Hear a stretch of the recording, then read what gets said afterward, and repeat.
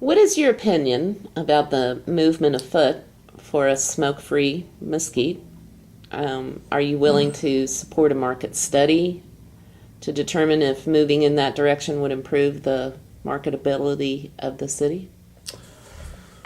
Well, I think that, well, first of all, let me say I believe in people's personal rights, so I have a little bit of a problem with it. I'm a non-smoker. I've never smoked my whole life, so, and I do, and sometimes I am offended by secondary smoke, and I know the health conditions of secondary smoke, but I think we need to move forward on this in a very cautious way, that we don't, we got businesses suffering now. Do we want to put an additional burden on them at this point in time?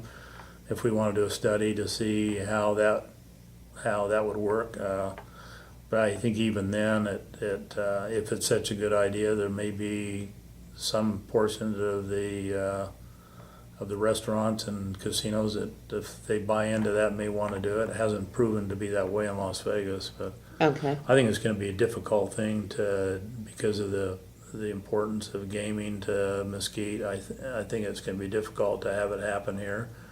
Okay.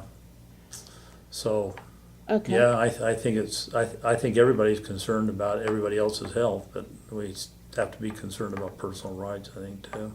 Okay. What ideas do you have to improve the marketability of the city? How do you, if it were solely your decision, how would you market Mesquite in whatever form or fashion, whether it's tourism, whether it's industry, whether it's retirement community? How would you do that? How would you go about doing that? Well, this will get me in a lot of trouble because because on our particular council at this point in time, I may be a minority on this, but I think there's a number of things that can really contribute to Mesquite, and I think that one thing is being positive and having us all appreciate the wonderful community we have, because we really do have. And I talk to people that come here that they don't know the background of all the politics and the nastiness that's gone on, but despite all that, would I want to live anyplace else? No. And I've been the blunt of a lot of that myself too, where I've been attacked and things have been said about me that they weren't the things that were in my heart. Okay. They weren't my beliefs, the things they were accusing me of or whatever. So, but anyway, I think we need to be very positive about how we're marketing it. I think we need to market. We need to continue to market our golf even in a bigger way. As a matter of fact, I'm sure you're aware. I know you're aware that Wolf Creek just got a very, very prestigious award that'll be given Yes. to them this week, where they were selected as the number one. This is voted on by golfers, not by owners of golf courses. The number one place to play in America, the best golf course, the People's Choice is the name of the award. Yeah, that's So through the that's Facebook, wasn't it? Yeah, so Yeah. that's something. Those are the types of things we need to tell people worldwide about it. And Yeah. and I think that what we're doing with the sports thing is right on. If you go back and look at the studies that were done on our current facility up there, and you look at the master plan for it, that decision was absolutely correct, and it's actually doing exactly what they said it would do. And I think that as we can expand that and the economy gets better, we should definitely push that as hard as we possibly can.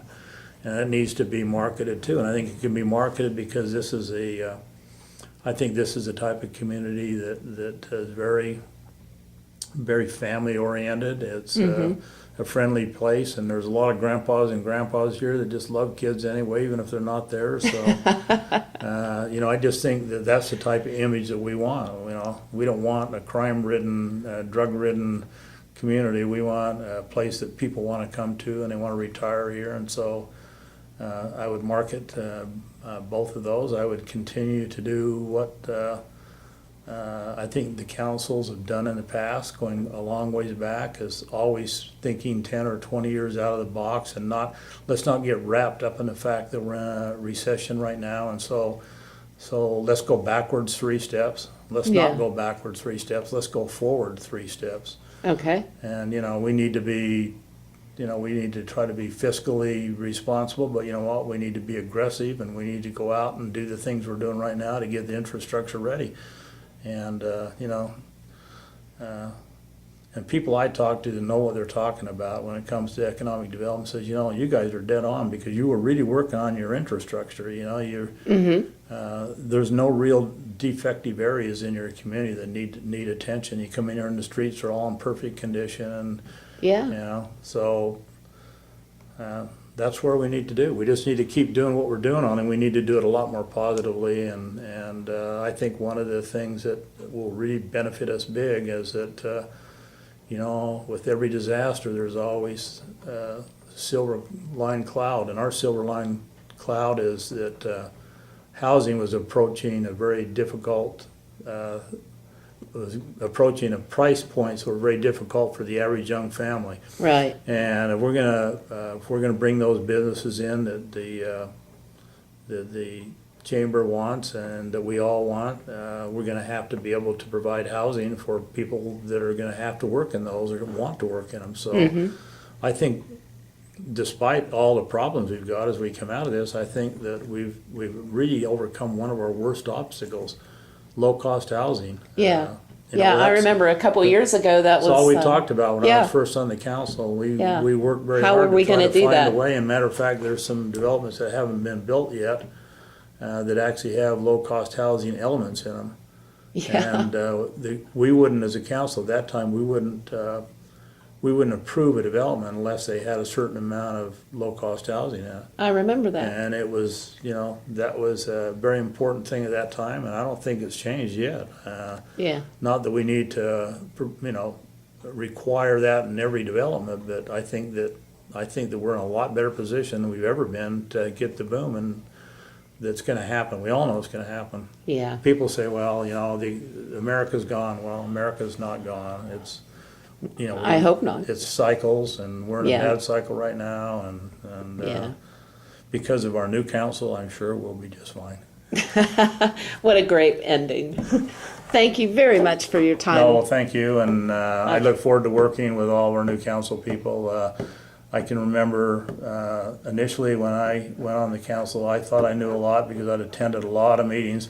A lot of these council people we have now, I never saw them in a meeting before, to be frankly honest with you. And I sat there for 4 years, and I never saw some of their faces at all, and they all came in as experts. So I thought I did too, and I come in as an expert. You know what? It's a lot of hard work and it's a lot of digging in and It is getting a the lot. answers Yeah. if you're going to do it right. And It is a lot of work, and we appreciate all the work So- that you do for the citizens in Mesquite.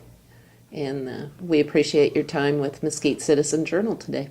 well, thank you. All right. Thank Appreciate you. it.